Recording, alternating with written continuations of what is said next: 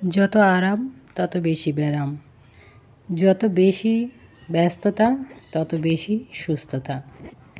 কঠিন উপায়ে যা পাওয়া যায় তা সহজ উপায়ে পাওয়া গেলে আপনি অবশ্যই নেবেন, কিন্তু কঠিন উপায়ে কাজ করার চেষ্টা করুন।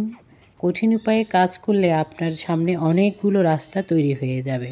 ভালো থাকার জন্য ভালো ভালো সার্কেল ও নেটওয়ার্কিং গড়ে তুলুন। তবে ছুটতে ছুটতে যদি কখনো ক্লান্ত লাগে তবে একটু জিরিয়ে নিন, বিশ্রাম নিন। কখনো কখনো জয়ী হওয়ার জন্য দু এক পা পিছিয়ে যেতে হয়। আপনি দু এক পা পিছিয়ে গিয়ে বিশ্রাম নিতে পারেন, ভাবতে পারেন তারপরে আপনি কোন স্টেপ দিবেন, কোথায় দিবেন, কেন দিবেন, তারপর আবার নতুন করে দৌড়তে শুরু করুন। এরই নাম জীবন।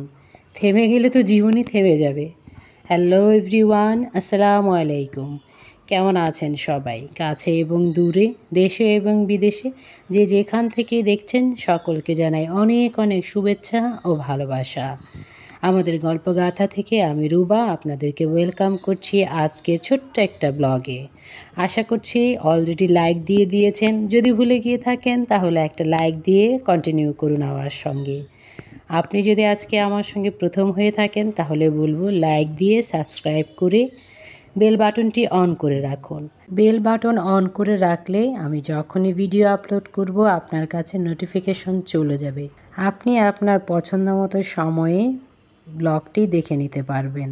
আমি আজকের ব্লগটি শুরু করেছিলাম শুক্রবারের সকাল থেকে। যেহেতু শুক্রবার সেহেতু ব্যস্ততা ছিল, তাই শর্টকাট করে ছোট্ট একটা ভিডিও করে নিয়ে চলে এসেছি। ভিডিওতে আপলোড করব, আমার আপুদের সঙ্গে কথা না হলে তো আমার ভালো লাগবে না। সেই ভালো লাগার জায়গাটাকেই আমি যত্ন করে ধরে রাখতে চাই। যতদিন আপনারা সাপোর্ট করবেন, সহযোগিতা করবেন, ততদিন আমি এখানে আপনাদের জন্য চলে আসতে পারবো। আর আপনারা যদি সাপোর্ট না করেন তাহলে তো আর আসতে পারবো না। কি আর করা, ভাববো আমার আপুরা আমাকে আর চাইছে না। এদিক দিয়ে সকালবেলাটা আমি শুরু করেছিলাম উষ্ণ গরম পানিতে 1 চামচ অ্যাপেল সিডার ভিনেগার আর 1 চামচ টারমারিক পাউডার আর ছিল 1 চামচ ইসবগুলের ভুসি। এগুলো দিয়ে অল্প করে পিঙ্ক সল্ট, এগুলো দিয়ে সুন্দর একটা হালকা কুসুম গরম শরবত তৈরি করে আমি আমার বডিটাকে বুস্ট আপ করে নিয়ে নেমে পড়েছি কাজে। টারমারিক পাউডার ইমিউনিটি সিস্টেমকে বুস্ট আপ করে, আর প্রতিটি নারীরই এই ইমিউনিটি সিস্টেমকে বুস্ট আপ রাখা প্রয়োজন। প্রকৃতিতে দিন বদলের পালায় যখন পরিবর্তন আসে তখন নারীরা সবার যত্ন করে, কিন্তু নিজের যত্ন নিতেই ভুলে যায়। আমার এই ছোট্ট একটা শেয়ার দেখে যদি কোনো আপুর একটু মনে পড়ে যায় তার নিজের এই রকম যত্নের প্রয়োজন, আমার ভালো লাগবে।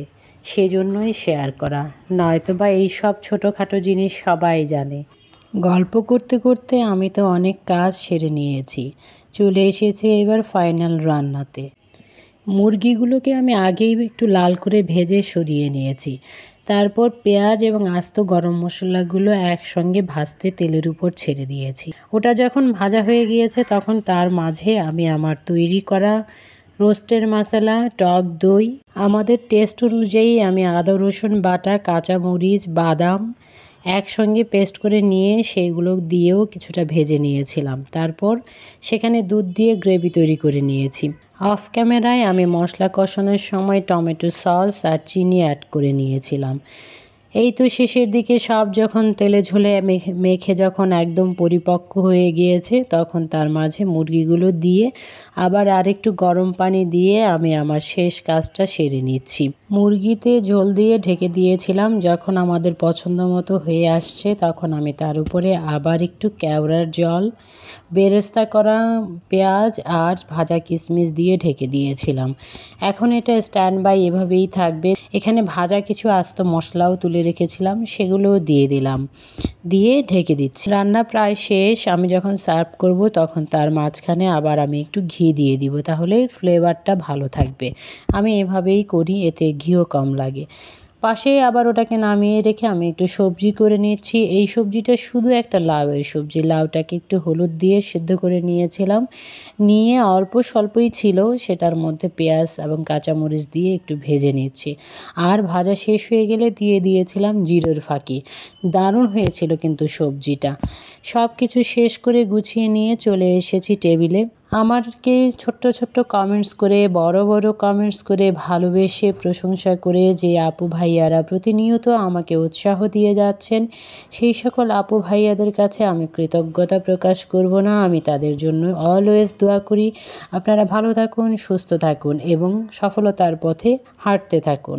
সে সফলতায় আমাকেও একটু পাশে রাখবেন, এই চাওয়া।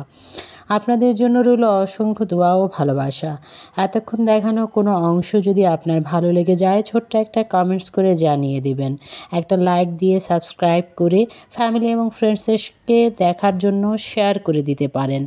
আর যদি আপনার খারাপ লাগে, তাহলে কেন খারাপ লেগেছে সেই কথাটিও আমাকে কমেন্টস করে জানিয়ে দিতে পারেন। সার্ভ করার সময় আমি বেরেস্তা দিয়ে আর ওই যে বললাম ঘি, সেটা দিয়ে সার্ভ করে দিয়েছি। দিয়ে ঢেকে রেখে আমি তো চলে যাব শাওয়ার নিতে, কারণ সবাই তো নামাজে চলে গিয়েছে, যেহেতু এটা ফ্রাইডে ছিল। কথা বলতে বলতে কোনো কথা যদি ভুল বলে ফেলি, কারো যদি খারাপ লেগে যায়, তাহলে প্লিজ ক্ষমা সুন্দর দৃষ্টিতে দেখবেন, কারণ মানুষ মাত্রই ভুল হয়, কেউ ভুলের ঊর্ধ্বে নয়। রাইস কুকারে লিকুইড দুধ, পানি মিক্স করে চিনি, লবণ, বাদাম বাটা একসঙ্গে দিয়ে তেল দিয়ে আমি পানিটা ফুটিয়ে নিয়েছিলাম। তারপর সে ফুটন্ত সব মিশ্রণের মধ্যে ধুয়ে রাখা চালটা দিয়ে আমি ঢেকে দিয়েছিলাম। এক ফাঁকে রাইসটা রান্না শেষ হয়ে গেল, সেখানে আমি নামিয়ে নিয়েছিলাম ঘি দিয়ে, আর উপরে দিয়ে দিলাম কিছু বেরেস্তা। এই ছিল আমার সংক্ষিপ্ত রাইস রান্নার রেসিপি। রাইস কুকারে এভাবে রাইস আপু, ব্যাচেলার ভাইয়া যারা একা থাকেন দূরে, তারা সবাই করে নিতে পারেন। খুব সহজ এভাবে রাইস রান্না করাটা। এই তো আমি টেবিলে আমার বানানো রান্না করা সব খাবার দিয়ে সব কিছু গুছিয়ে সাধ্যমতো সার্ভ করে দিয়েছি। এখানে সালাদটা আমি দেইনি, কারণ সালাদ বানানোটা আপনাদের ভাইয়ার ডিপার্টমেন্ট, উনি বেশ ভালো সালাদ বানান। তাই আমি কখনোই আর এটা জানতে পারার পর, টেস্ট পাওয়ার পর আর নিজে থেকে সালাদ বানাই না, ওনার জন্যই রেখে দিয়েছি। উনি এসে বানিয়ে নিয়ে সবাইকে নিয়ে বসে পড়বেন ইনশাআল্লাহ। সব কিছু রেডি করে ঢাকতে যাব, এমন সময় মনে পড়লো, আল্লাহ আমি তো চামিচই দিইনি। তখন এটার মধ্যে চামিচ দিয়ে বেরেস্তার প্লেটটাকে বন প্লেট হিসেবে ওখানে রেখে চলে গিয়েছিলাম। আলহামদুলিল্লাহ, এদিক দিয়ে অফ ক্যামেরায় আমার তো প্রায় সব কাজই শেষ করে নিয়ে চলে এসেছিলাম কিচেনে। খেতে খুবই অল্প সময় লাগে, অতি যত্ন করে খেলো, কিন্তু সেই খাবারটা জোগাড় করে গুছিয়ে কেটে কুটে পরিষ্কার করতে, রেডি করতে, চুলা পর্যন্ত আসতে কিন্তু অনেক সময় লেগে যায়।